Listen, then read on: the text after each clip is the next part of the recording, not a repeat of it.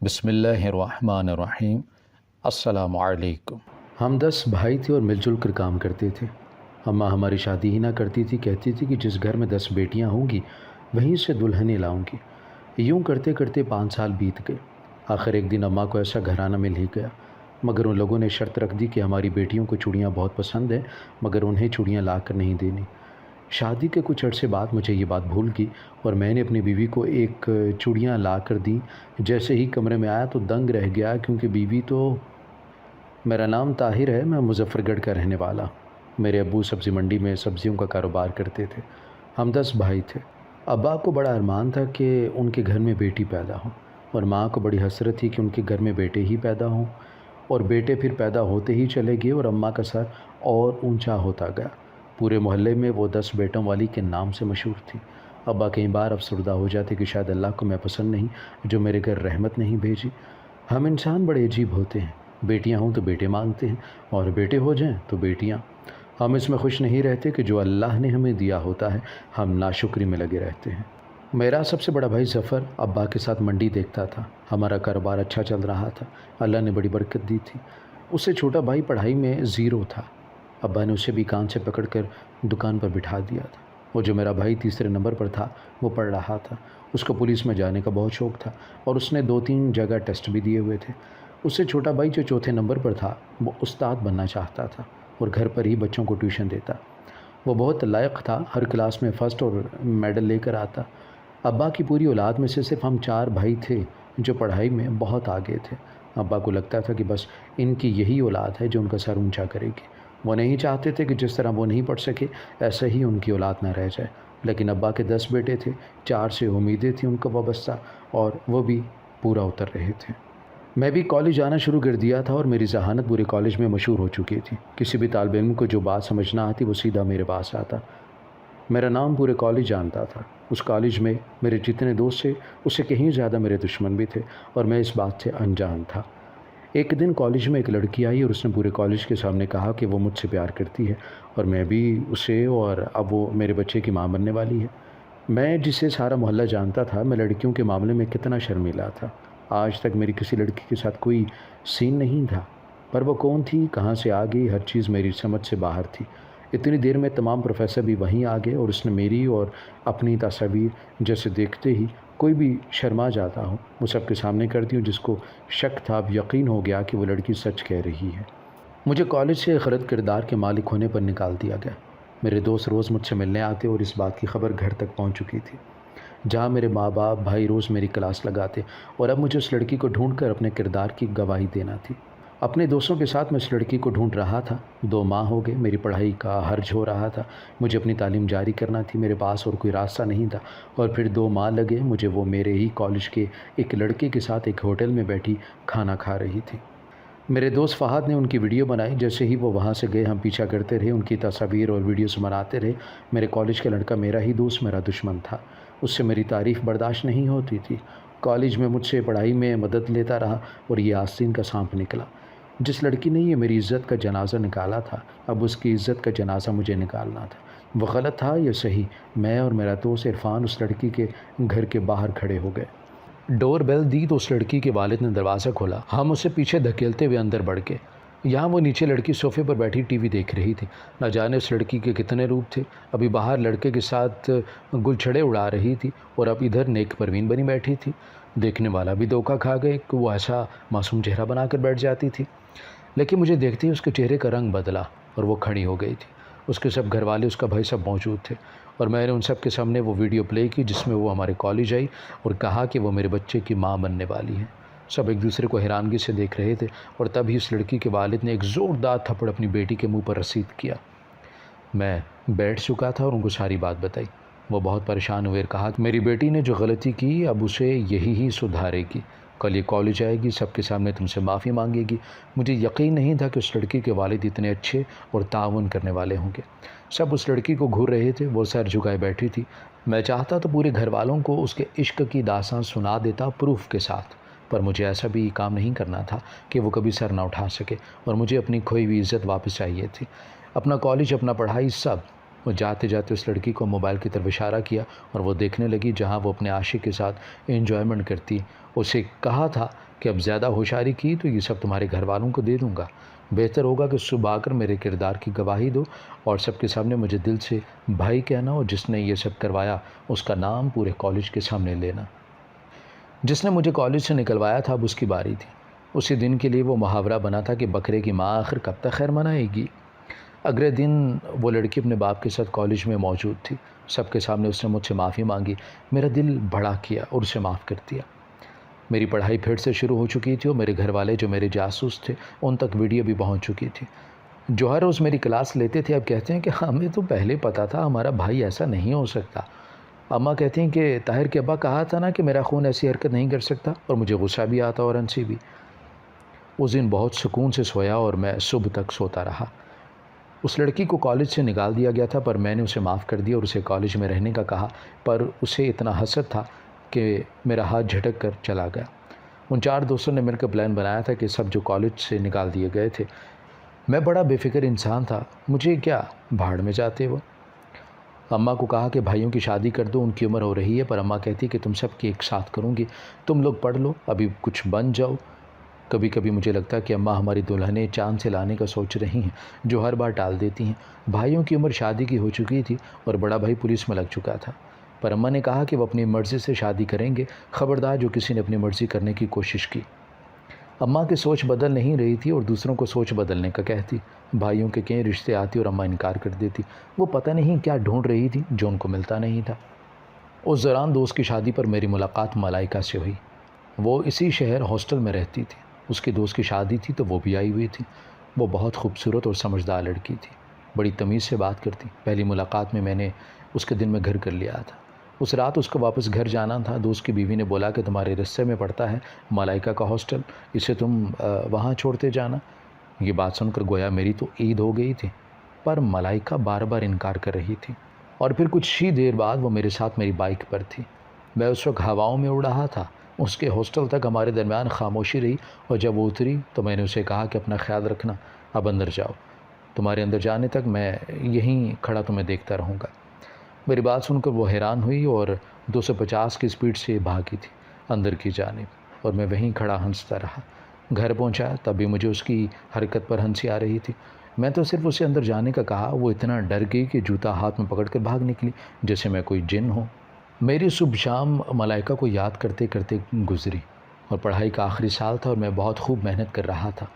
اور اسی دوران میری ملاقات ملائکہ سے ایک بک شاپ پر ہوئی۔ وہ چادر میں لپٹی ہوئی پریشان لگ رہی تھی۔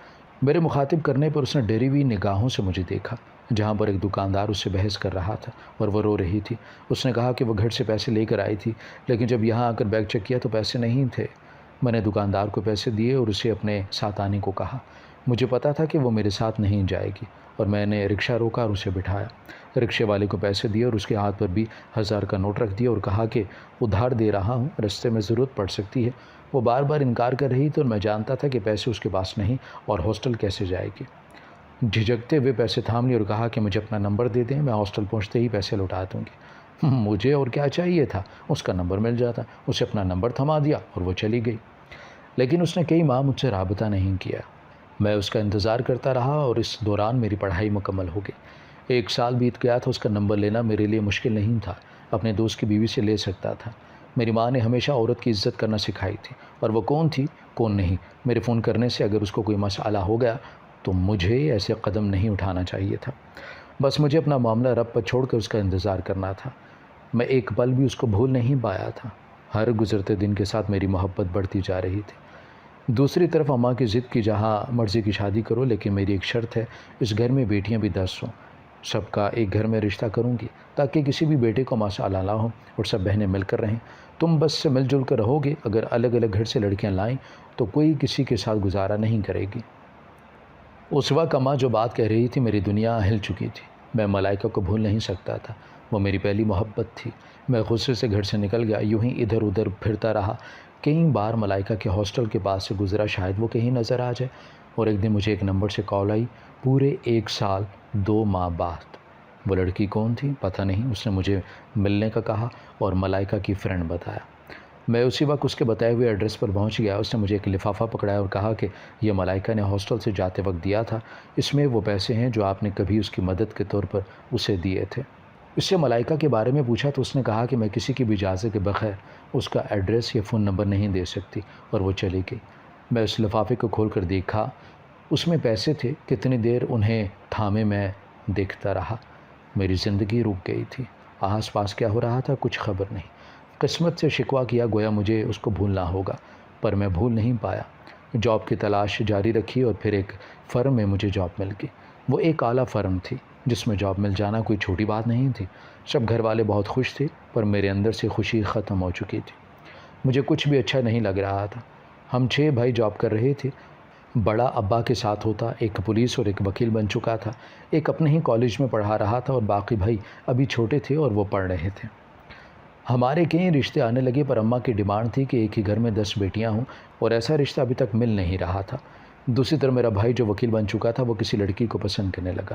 اماں سے اس نے صاف صاف کہہ دیا کہ وہ شمائلہ سے ہی شادی کرے گا، ورنہ کسی سے نہیں، لیکن اماں نے رکھ کر دھمکی دی کہ وہ کبھی دودھ نہیں بخشیں گی۔ اگر ایسا کہا تو بھائی کچھ دن گھر چھوڑ کے چلا گیا اور ایک دن لوٹ آیا۔ اماں کو کہا کہ آپ چاہتی تھی نا کہ 10 بہنیں ہوں، تو 10 بہنیں ہی ہیں، اب جا کر میرا رشتہ پوچھو ورنہ آپ بھی میرا مرا ہوا منہ دیکھیں گے۔ وہ لڑکی بھی وکیل تھی، بھائی کے ساتھ ہی تعلیم مکمل کی، بھائی اور وہ کالج میں ایک ساتھ تھے۔ میں چاہ کر بھی کچھ نہیں کر پا رہا تھا، کرتا بھی کیسے؟ ملائکہ کا پتہ کہیں سے نہیں ملا۔ جس دوست کی بیوی کی سہیلی تھی وہ بھی اپنے شوہر کے ساتھ بیرون ملک شفٹ ہو گئی تھی، اور میں نے چپ سادھ لی تھی۔ میری ایک ہی روٹین رہی، صبح جاب پر اور اب شام کو بھی جاب پر ہی ہوتا۔ میرا دل گھر سے بیزار ہو چکا تھا۔ کبھی کبھی دل کرتا کہ سب چھوڑ چھاڑ کر کہیں دور بھاگ جاؤں، پر ایک امید تھی، ملائکہ مل جائے گی، مجھے بس انتظار کرنا تھا۔ ہم 10 بھائی تھے اور مل جل کے کام کرتے تھے۔ اماں ہماری شادی ہی نہ کرتی تھی، کہتی تھی کہ جس گھر میں 10 بیٹیاں ہوں گی وہیں سے دلہنیں لاؤں گی۔ یوں کرتے کرتے 5 سال بیت گئے۔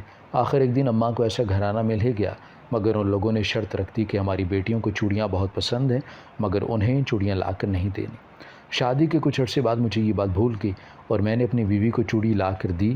جیسے ہی کمرے میں آیا تو دنگ رہ گیا، کیونکہ بیوی تو بے ہوش پڑی تھی اور اس کے ہاتھ پہ چوڑیاں ٹوٹ چکی تھیں، جس سے اس کی نبض کٹ چکی تھی۔ میں بہت پریشان ہوا، اس کو لے کر ہاسپٹل بھاگا۔ مجھے اپنی بیوی سے بہت پیار تھا، کیونکہ ملائکہ ہی میری بیوی تھی، وہ شمائلہ بھابھی کی بہن تھی۔ جب ہمارا رشتہ کیا گیا میں نے اسے دیکھنا بھی گوارا نہیں کیا، کیونکہ میرے دل میں بس ملائکہ تھی۔ وہ 10 بہنیں تھیں اور دوسرے شہر ان کا گھر تھا۔ اس کے ابا اپنا کاروبار کرتے تھے، بہت اچھا گھرانہ تھا ان کا۔ بیٹیوں کو بیٹوں کے جیسے پالا تھا، سب پڑھی لکھی تھیں اور چھوٹی بہنیں پڑھ رہی تھیں۔ ہماری منگنی ہوگی اور شادی بھی۔ شادی کی رات میں آنے والی کو بتا دیا کہ میں کسی اور کو پسند کرتا ہوں، تمہارے ساتھ رشتہ نہیں نبھا سکوں گا۔ وہ رو رہی تھی، لیکن اس نے نام پوچھا کہ اس لڑکی کا نام کیا ہے، تو میں شروع سے اینڈ تک ساری کہانی اس کو سنا دی اور اس نے مجھے ایک تھپڑ مارا، اور تبھی میری نگاہ اس کے چہرے پر پڑی۔ وہ ملائکہ ہی تھی، میری ملائکہ۔ میں کتنی دیر بے یقینی کی کیفیت میں اس کو دیکھتا رہا، اس کے چہرے کو چھو کر دیکھ رہا تھا۔ مجھے لگا کہ میرا خواب ہے، پر وہ اٹھی اور واش روم میں گھس گئی۔ میں آوازیں دیتا رہ گیا اور کچھ دیر بعد وہ چہرہ دھو چکی تھی اور ایک سادہ سوٹ پہن چکی تھی، منہ پھولا ہوا تھا اور چادر تان کر سو گئی۔ میں ہنستا رہا، مجھے ابھی بھی یقین نہیں آ رہا تھا کہ ملائکہ ہی میری بیوی ہے۔ یہاں تک کہ اماں سے بھی کنفرم کیا، بھابھیوں سے بھی پوچھا، انہوں نے بتایا کہ ملائکہ انہی کی بہن ہے۔ تمہیں کیا ہو گیا ہے؟ میں جانتا نہیں تھا کہ 5 سال بعد قسمت یوں مجھ پر مہربان ہوگی۔ کئی دن لگ گئے کہ ملائکہ کو منانے میں۔ سب گھر والے ہنستے ہوئے پوچھتے کہ کیا ہوا؟ میں اب کسی کو کیا بتاتا کہ میرے ساتھ کیا ہوا ہے، جیسے 5 سال اپنے دل میں رکھا، جس کو وہ خواب سے حقیقت بن کر میرے سامنے تھی۔ میں بہت خوش تھا، لیکن جب شادی ہوئی تب سے اب تک میں کبھی ملائکہ کو چوڑیاں پہنے نہیں دیکھا تھا۔ میں بھول گیا اور شادی کے 1 سال بعد اس کو چوڑیاں لا کر دی، جس کو دیکھ کر وہ بہت خوش ہوئی۔ ملائکہ کے گھر والوں کی شرط تھی کہ ان کی بیٹیاں جو چوڑیاں بہت پسند کرتی ہیں لیکن کبھی پہننے کو نہیں دینی، اور رات مجھ سے یہ غلطی ہوئی۔ اس کی 5 بہنیں ہاسپٹل آ چکی تھیں۔ میں سر جھکائے بیٹھا تھا۔ ملائکہ کے ابا مجھ پر غصہ ہو رہے تھے۔ اولاد کے لیے پریشان ہونا بنتا ہے، اور ملائکہ کی اماں کہتی ہیں کہ اس میں اس بچے کا کیا قصور ہے، سب آپ کی کرنی ہے، آپ نے جو کیا اس کی سزا میری بیٹیوں کو مل رہی ہے۔ کتنا شوق ہوتا ہے لڑکیوں کو چوڑیاں پہننے کا، پر ان کا یہ ارمان ادھورا ہی رہ گیا۔ وہ ساری عمر سونی بازویں ہی لے کر پھرتی رہیں۔ ہم سب گھر والوں کو حیرت ہوئی کہ ایسا بھی کیا ہوا، پر ملائکہ کے ابا رو رہے تھے اور وہ اپنے کیے پر نادم تھے۔ انہوں نے بتایا کہ جب وہ سکھر رہتے تھے وہاں ان کے گاؤں میں ایک لڑکی تھی جس کو سب پیار سے بلو بلو کہتے، اس کا اصلی نام بلقیس تھا۔ وہ گاؤں کی خوبصورت لڑکی تھی۔ میرے دوستوں کے ساتھ شرط لگی اور میں اس کو اپنے جال میں پھنسانے لگا، وہ عمر ہی ایسی تھی۔ میں یہ بات جان ہی نہیں سکا کہ جو آج کروں گا کل کو میرے ساتھ بھی ہو سکتا ہے۔ تب میری منگنی بھی ہو چکی تھی ملائکہ کی امی کے ساتھ۔ ہماری پسند کا رشتہ ہوا تھا، پر مجھ سے ایک بھول ہو گئی تھی۔ میں بلو کو اپنے پیار میں پھنسانے کے لیے بہت سے طریقے آزمانے لگا۔ میرے لیے وہ ایک انجوائمنٹ تھی۔ میں کچھ عرصے کے لیے گاؤں گیا تھا، وہاں بلو کو دیکھا تو دیکھتا ہی رہ گیا۔ وہ بہت خوبصورت تھی، موٹی موٹی آنکھیں، سیاہ لمبے بال، گندمی رنگت اور ایک سریلی آواز۔ اس کو گانے کا بہت شوق تھا اور اکثر وہ گنگناتی رہتی۔ ہر روز میں اس کا انتظار کرتا، اس کو خط لکھ دیتا، وہ کوئی جواب نہ دیتی، وہ چپ چاپ گزر جاتی۔ مجھے اپنی توہین محسوس ہونے لگی، پر مجھے اپنی شرط پوری کرنا تھی کیونکہ میں ہارنا کبھی سیکھا نہیں تھا۔ اب ہر روز میں ملائکہ کے لیے چوڑیاں لاتا، وہ چوڑیوں کی دیوانی تھی، پر مجھے 2 ماہ ہو گئے تھے اس کے سامنے ذلیل ہوتے ہوئے۔ وہ میرے لیے ایک مشکل لڑکی ثابت ہوئی تھی، ورنہ مجھے ایسی بہت سی لڑکیاں ملی تھیں جو چند دن میں ہی مجھ پر قربان ہو جاتی تھی۔